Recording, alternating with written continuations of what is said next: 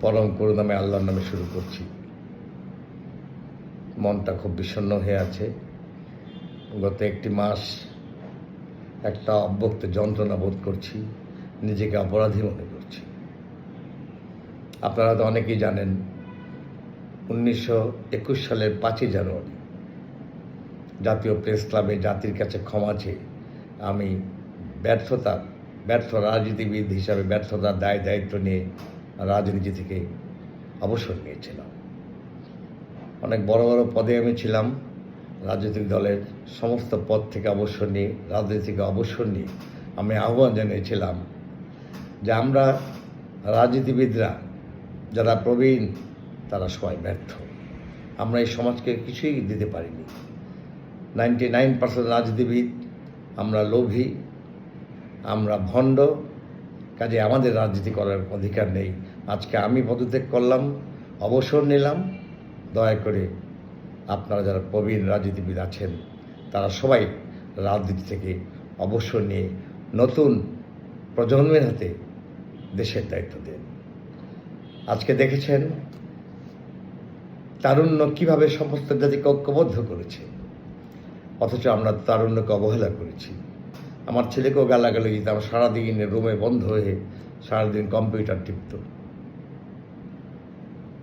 আমরা বলতাম ওরা ডিভাইসে আসক্ত, ওরা রাজনীতি সচেতন নয়, ওদের হাতে বাংলাদেশ ভালো থাকবে না।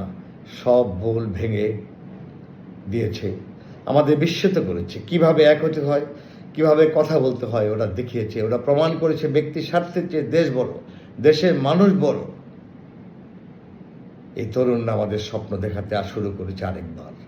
ওরা রাজনীতি বোঝে না, কিন্তু বুঝিয়েছে ভবিষ্যৎ রাজনীতি ওদের কাছে নিরাপদ। ওরা রূপকথার গল্প শোনেনি, গল্প শুনে বড়ও হয়নি, তবু তারা রূপকথার দৈত্যদের ঠিকই চিনে রেখেছে। দেশ সুস্থ নেই, তাই দেশের মানুষ ভালো নেই। এভাবে ভালো থাকা যায় না।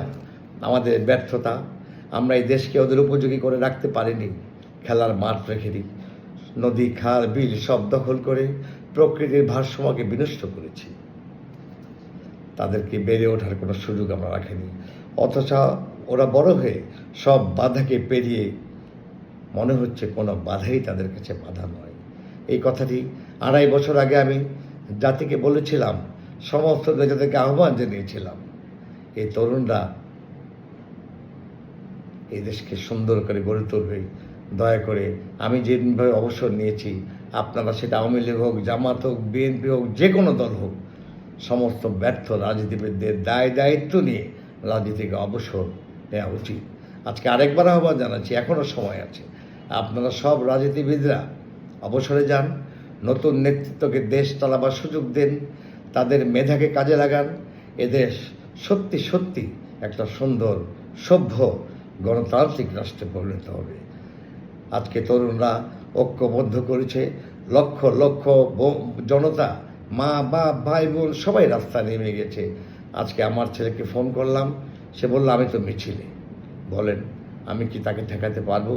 তারুণ্যকে ভয় দেখে কখনো ঠেকানো যায়? তাদেরকে ভালোবাসতে হয়, তাদেরকে আদর করতে হয়। আদর করে একমাত্র বুকে নিয়ে বোঝালে পরে ওরা বুঝবে।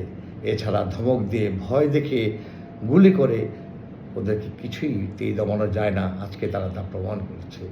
যারা দু হাতে বুক পেতে দেয় আবু সাইদের মতো, মুগ্ধর মতো ছেলেরা, তাদেরকে আমরা কিভাবে ঠেকাবো?